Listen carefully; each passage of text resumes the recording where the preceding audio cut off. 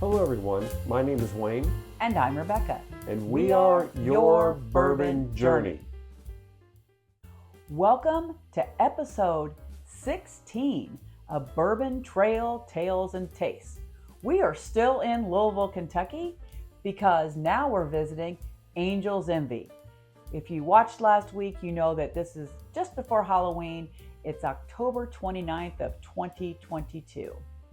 This was technically our second visit to Angel's Envy, but the first one was 2 years before, and it was during COVID, and so we didn't even have a Kentucky Bourbon Trail stamp book at that time. So this is our first true experience there, where we earned our 17th stamp in our book, and we had a fantastic experience. It was a bottle your own, and we've done several bottle your own experiences. This one was probably really high on the list as far as classy event and how they handled everything. Would you agree with that? Yes. Well, what do you remember about the bottling experience? I remember filling the bottle. I remember basically being dressed like I was about ready to go into a nuclear power plant. And which I found kind of funny because my first bottling experience was, I believe, at Neely's, and Rebecca Neely, like, here's your bottle, put the stickers on, put it right there, fill it up, boom, there you go. And she was there, but it's like there was no hazmat stuff. But it's like, put these goggles on, put this on, okay. And we did it, and it was fun. I would say before we did that, though, we had another first part to it. So that's what I remember. So my memory is that first we went into this really nice room. It's right off the gift shop if you've been there, and they have that huge gift shop that's quite nice. So we went in this special room where they had this long table. Okay, yes. And we sat down, and they gave us several pours. They gave us one of, I think it was kind of their lime, their core rye, their core bourbon. And then they gave us a taste of the single barrel. And then she did a guided tasting with us, talking through things. We had a pretty good group, maybe 10 people were in there. Basically. And so she really walked us through, and then she explained what the process was going to be. Then we went to the adjoining room, where, as Wayne said, we had to put goggles on and all this other stuff, which was kind of interesting. But it was really fun. I thought it was great. What else do you remember about the actual bottling process? Well, the most intriguing thing about it was, we decided to go ahead and each do one. And they told us that in the Kentucky registry for the bourbon, we would get to name the bourbon, and that was actually going to go into the documents to the state government. Yeah, along with the barrel number and the bottle number, which they gave us the barrel number and they gave us the bottle number, and of course we knew the date. Then we had to each come up with a name for our bottle. So we decided to go ahead and name our bottles after our cats. Yes. And Rebecca ended up picking our cat Slider. This is the Slider bottle. And I ended up being stuck with Ricky. And so we went ahead and wrote all that in. So the documentation in the state of Kentucky lists our two silly cats as being a part of the state taxation for Kentucky. Pretty funny. It is. So I did take pictures of both bottles. It comes in that, I'll show you the picture right now. It comes in this great box. And it was very cool because then we got this other little piece of kind of certificate, so to speak, that said everything about the barrel and what we named it. And it went in this, we didn't know what we were doing. We were just kind of doing it. And then we had to hang our little wings on here, which was pretty cool.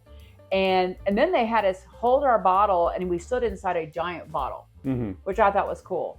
And so we stood inside this giant bottle, holding our bottle, and they took our picture.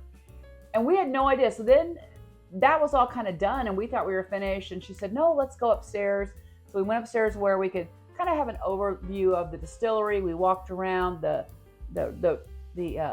metal flooring and everything. We could see the fermenters here. We saw the column still was working, which was very cool. And there's, of course, their spirit safe is gorgeous. It has the angel's wings on it, which is terrific. And once we finished all that, we went back downstairs, and then they presented us with these beautiful boxes that has our bottle in it with these wings on it, and our certificate, and our picture was developed and put in the box. So that was just really kind of nifty, I thought. That was a really nice touch. So I just thought it was a top-notch experience. It was. So that was really fun, right? Yes. I enjoyed it. I would highly recommend it. I mean, typically Their single barrel bottles run about $100. The experience is $150. So you're paying $50 for the experience, which I think is great. I mean, a lot of tours cost that anyway, especially when all the packaging and everything, the bells and whistles. I think it was very worthwhile. We've not opened either one of the bottles. So today we had to make a decision to open Slider's bottle or open Ricky's bottle. And we did decide to open Slider's bottle because he just had a birthday recently. So we thought we'd honor his birthday by opening his bottle. Not that he gets to have any, mind you. Well, he just turned 8 years old. He's 19 pounds. He's a Maine Coon ragdoll. He's a big boy. Yep. And sweet as could be, one of the nicest cats I've ever had in my life. And so we decided that it would be Slider. So let's tell you a little bit about the bottle, what we know about it, just in case you don't. It's not that different from most Angels and Me's bottles, except it is a single barrel. So this is a Kentucky straight bourbon whiskey. It is finished in port wine barrels. The company is Angel's Envy, but the distillery is undisclosed. They had sourced this particular juice at the time. But we do know the mash bill is 72% corn, 18% rye, and 10% malted barley. There is no age statement on it, but being a straight whiskey, it has to be at least 4 years old. The proof of it is 115. And again, today, if you were to walk in and buy a single barrel on their shelf, it's just about $100. And we had this experience on October 29th of 2022. So again, this is our first time to taste our actual bottled stuff from 2022. So that's kind of exciting. So let's go ahead and pick it up. This is a light amber. Yeah, it's pretty. It's kind of got some golden notes. It's got some legs forming. Yeah, it's got some legs forming. I just got a rim right now. I got legs. I'm going to go ahead and check out the nose. Okay. It's interesting. So I am picking up the port, but it's not nearly as dominant as it is on their regular blended stuff. I get caramel. Right away. It's got like a wine kind of note to it. But again, it's not, I mean, if you've tried the regular Angel's Envy, I mean, it is very port forward. That's what you're really getting is this port. Yeah. Yeah, it is what they like. It's in their portfolio. Yeah, so I'm getting wine and maybe a little bit of brown sugar here. I'm getting the alcohol. It is 115 proof. Mm-hmm. Yeah, and I guess there is the port. I'm not picking up as much as you are. It's slight. To me, the caramel is what's really dominating, which makes me happy. I actually like caramel a lot. Let's go ahead and taste it. Cheers to our Slider bottle from 2022. Slider.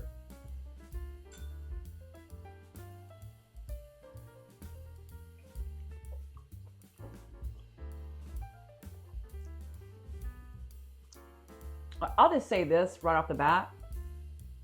This is so much more balanced than their usual ones. Mm-hmm. Their typical made for mass market is a little sweet for us at this point in time. This one, because of the proof level and because it is a single barrel, and the proof being 115, you get those light wine notes, but it is not heavily sweet. So if you're someone who's shied away from Angel's Envy because it was too sweet for you, maybe try their single barrel, because that is darn good. There's a lot more punch with it. Mm-hmm. I'm still getting caramel. The wine part does come through a little bit in the back. It's almost like a mulled wine, right? That has been cooked with spices, like you have in the wintertime around Christmas, a mulled wine, where you make a big pot and you heat it up and put clove and cinnamon and things in it. And clove is a good call, because there's something else I'm getting there that's very like Christmas-like. It's not coming across like a strong port. You know, it's coming across more like a mulled wine. I'm sort of getting a little bit of a nutmeg. Normally I don't get that. Agree. I think this is kind of, I think, one of those ones you pull out at Christmas time. It's got a little bit of those notes, but as compared to a lot of the Angel's Envy, like you had said, that I find myself a little bit too sweet now. The proof point on this and being a single barrel kind of changes it up from what you normally would get with Angel's Envy. I would call it a mature Angel's Envy or a mature bourbon drinker, or I'm not talking about age. I'm talking someone who likes to drink something with a little more proof, a little more less sweet notes perhaps. This is it's more in our lane, to be honest. Well, this is an angel that got its wings.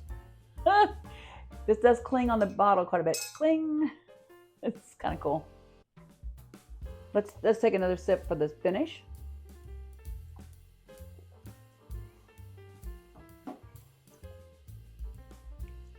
Well, the wine notes come out for myself more as you taste it. Yeah, as you taste it, and more in the back. Yeah, as I had that second sip, I'm getting a little bit more wine forward notes, but it's still not sweet. But it's definitely wine. It's port, and it's quite good.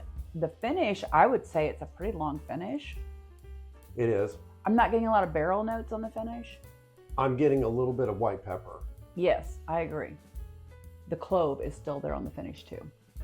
Yeah, that's what I'm getting. And maybe a hint of like a caramel. So there's a little bit of sweet, maybe a little bit of floral note on the finish, which is nice. So leaning towards some pipe tobacco, but not quite there, but almost there. I like it. This is, you know what I love about this whole series that we're doing is this is the second week in a row that we've opened a bottle we got at an experience that we had never opened. So having a fresh crack doing this, you know, we've been to 64 distilleries now, so it's going to take us a while to get through this, but by golly, we'll end up opening every bottle we've gotten at some point in time. At some point, yeah. So, I'm digging this. I'm pretty happy to be drinking this right now. I was concerned it was going to be really sweet, maybe throw our palates off for what we might do next. I like it. It's not something I would pull out every day. Something great to pull out when friends are over that don't like a savory bourbon, or that dabbling in trying some higher proof things, because I don't think it drinks like 115. I think it drinks light. It drinks a little lighter. So if you have a friend that, you know, is kind of shies away from a high proof bourbon, this might be, hey, not all of them are really super hot. It depends on how they're finished. Depends on how the barrel interacts with it. There's so many things that go into how a proof drinks. Because sometimes, I mean, we've had 130 proof that drinks like 115. We've had a 110 proof that drinks like 120, right? So it really comes down to all the nuances of this spirit and how it was treated. I think it's good. I'm actually picking up a little bit of clove now. It's lingering on the finish. It's very enjoyable. I do think this is something that if we have company over, that I would pour this for somebody that really isn't totally into bourbon, and or maybe just beginning. I don't think I would give this to somebody that really is heavily into it, like the head of the Owensboro Bourbon Society or a master of bourbon. I think that you've got to go to a different lane. But for somebody beginning, I think this is maybe their next step in their process of moving forward in bourbon, because the proof is there. And I think the proof, I think it drinks a little bit less than 115. You said 115. Yeah. I think it drinks like maybe 105, 110. Yeah, and it's so, you know, it's sneaky. Don't let the proof scare you off, is what I'm saying. Yeah, but the proof is low enough to where if you sat there and you really like this, start drinking it, it hits you. It hits you right between the eyes. Yeah, and then the other thing, just, you know, Angel's Envy is right across from the ballpark in Louisville where the Louisville Bats play. It's right there on Main Street. It's down a little bit further. It's a further walk if you're down like where Whiskey Row is. It's definitely a further walk, but it's doable. But if you're planning on buying a lot, I would take your car down there because you don't want to walk back with a bunch of bottles. But it's a beautiful location. The gift shop is huge. Huge gift shop, and they have a wide range of things. They always have a pretty good level of bottles on the shelf to purchase, including their single barrels, and they'll typically have a cask strength. I've not tried their cask strength, but they do have those on the shelf, and their triple oak, things like that will typically be there. I can't remember if they still have any of their bottle and bond left or not. I can't recall. I was thinking that. I don't know if they do, but if they still have their bottle and bond, and you walk in, that's when you buy it.